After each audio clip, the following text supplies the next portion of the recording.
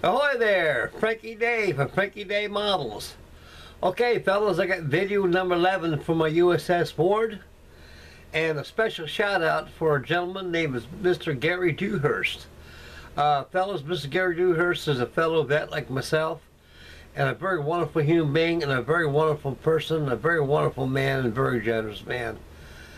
And you know, and I really appreciate what he's done.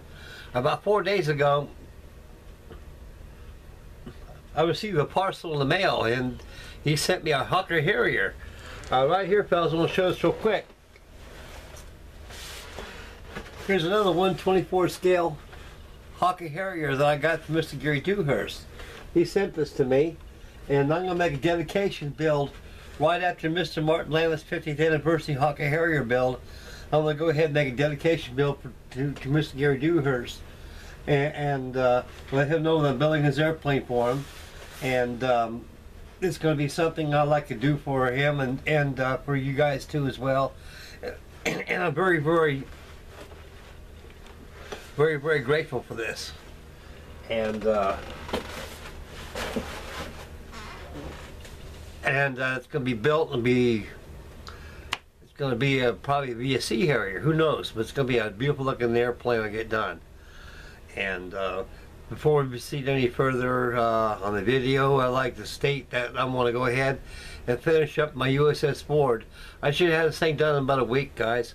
I've been working pretty devil shifts for the past 4 or 5 days, and I really haven't got a chance to get back online here. And the special shout out for Mr. Gary Dewhurst I was going to do that day when I received the kit when I got off work, and I was so darn tired and everything and exhausted and worrying about things. I'm trying to get some money lined up and get me another car, so I should be in the driver's seat hopefully one day this month, for the month of February 2018. The worst is behind me, and I stay there. I don't want no more of that stuff, no more. I mean, that's too much stress on an old guy like me. And being cleaned from the bank. The bank's working on what's going on and everything, and we got my lawyers involved in it and everything. So I'm gonna try to get all my money back what's been taken, and it just makes me want to do like they did back in the Depression, back in the 1930s, just to get mason jars and take every dime they got and stick them in jars, put the lids and hide them somewhere. But you can't do that nowadays. But gosh darn, you know, that hurt me worse than heck, being cleaned, and that wreck, and have my car totaled out and everything. That was just icing on top of the cake I didn't need. So it's all behind me, guys. You know, I try to do what's right in life, you know, and everything's good's coming towards my way, you know, so I'm owe it to each and one of every one of you great fellows out there. Your prayers have been answered, and God's taking care of me and my wife, and bills all paid up real well. Everything's good, and the main thing is, guys, I'm here to be here with you guys. And I could have been killed that night. My brother, you know, he takes me to work, picks me up here and there, you know, and he drives pretty good. But like I say, when I'm sitting shotgun in that car, sometimes I go like this, and I'm constantly, you know, since that wreck has really did something to me. I mean, it's made me really aware of everything. So I gotta overcome my fears and just don't drive in bad snowy roads. Okay, enough that jazz. Gary, thank you very much, dear sir, for this Airfix 124 scale Hawker Harrier. This will be a dedication build for you as soon as we finish up Mr. Martin Lammett's 50th anniversary Hawker Harrier build, and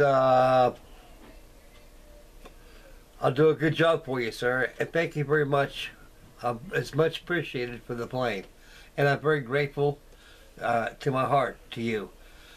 Thank you, dear sir, and I salute you. Okay, guys, this is video number 11 for the USS WARD. I've done a few here and there, things here and there, opposed to the last video I took. Thus far in the construction, I got all the depth charges done. This whole ship has been completely fitted out already. I started doing some detail and fine tidying as I go along as I detail up. Now I got the depth charges all done. I went back and tidied up the after house a little bit, straightened out a few things here and there on it, because I'm constantly looking at this thing. I look at it, if I see something there that disturbs me, I tear it out and do it over again. So far I took out a couple things, this thing, and straightened them out a little bit. I don't know how I put them in there. I guess my eyes were getting tired or something. Well, I've got things straightened out and I'm constantly tidying this thing up. Now, and I also got the, I'm starting to add the guy wire rings around the funnels. I'm going to take the funnel caps off. And I'm going to make me some funnel caps like the way they're supposed to be. These are the way they're supposed to be, but they got these louvers that come over top of that. They're a little bit oversized, so I'm going to remove those and take those off and redo a whole new cap on it. So what I'm going to do is I'm going to take each funnel.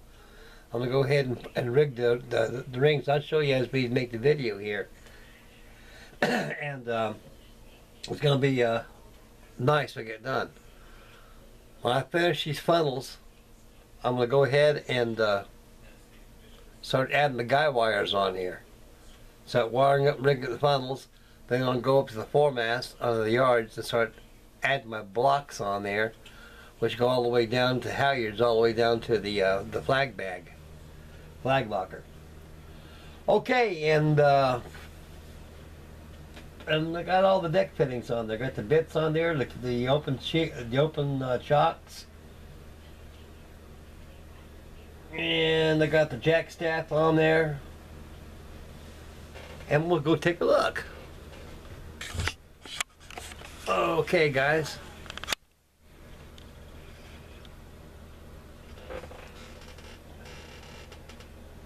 Pointy stick time. I got the depth charges all done right here, fellas. I got them done, and I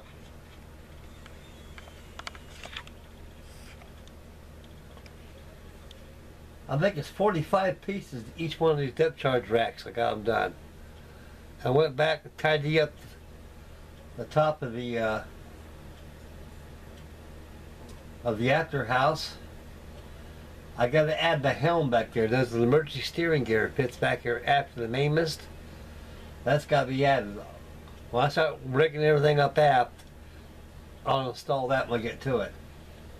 And I got all the bits on there. The bits all added. And all the deck furniture on there. And on the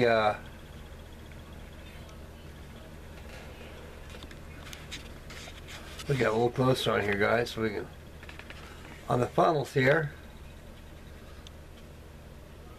I got these little rings on here, as you see, where wire passes through the air as guy wires. These caps here, I'm getting rid of them. I'm going to take it off to the top of the funnel. I'm going to add another cap out of here. Same thing I've done with the remainder 3 funnels. Have them done. The 4 funnel one has been rigged up with the wires. I'm going to do the same thing, funnel number 2, funnel number 3, and funnel number 4.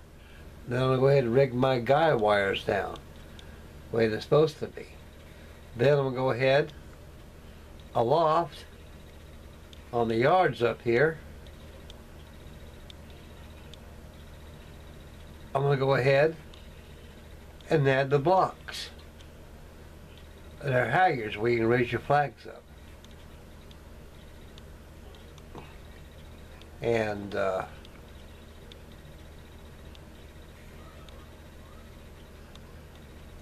I've also got the ammunition stores back here too. I got them all done.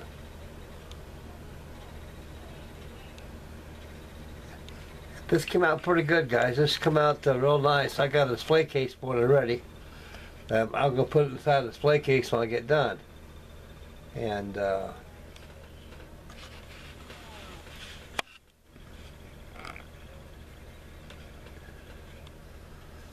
Like here in the forecastle area, I kind of tidy it up a little bit, straighten it out there. I coil the lines around the bit. These are actually stoppers right here for your chain, which goes down your hawse plate. And this is a nice ship, fellas, for today. An old flush deck 4-piper destroyer, 1919, 1920. These things lay idled for a long, long time because they're used for the Emergency Fleet Corporation. In case of event of war, we can use these things, and they're very useful in the Second World War. And a lot of them are used as high-speed transports, mine layers, high-speed minesweepers, and some stayed in their destroyer fashion as this one is. And of course the Fletchers came out, the Summers class and the Gearing class came out later on during the war, and these kind of phased these out a lot by Second World War. There were probably not very many of these flush deck destroyers laying around. They were all scrapped. And only one significant feature of the 310 destroyers of the Wilk class was the USS WARD, when the gun number 3 was preserved in St. Paul, Minnesota, for people to look at. The first gun that fired the first shot. And so I'm glad that it's there, and that people can marvel at it and go back to history. Because, you know, fellas, history is a very important subject for all nations and nationalities. I was led to believe, you know, and even taught in school, our country has no history, has no future. And we seem to lose a lot of our history in our nation because these kids are taught in schools nowadays, along with the diversity and entitlement and everything else that go with it. It's all wrong. And so when I see young kids, I teach them, I tell them about history and tell them about this, and they come over, look at the models and stuff I got, and they enjoy these things. I tell them about the history of it and how they, and what they do and things, and they seem very, very amazed at it. Okay, this concludes video number 11 for the USS WARD, DD-139, 1941. I should have this thing done. Next video will probably be by Thursday. I should have the rigging started on this right here. And that'd be it right there. Okay, guys, this is Frankie Day signing off. God bless you guys. Make mama happy, and always take care of your babies, take care of your family, take care of yourselves, and God love you guys. Thank you very much for your prayers. And everything's fine around the Day household, and things are getting better. This is Frankie Day signing off. Catch you guys on the next video. God bless you, boys.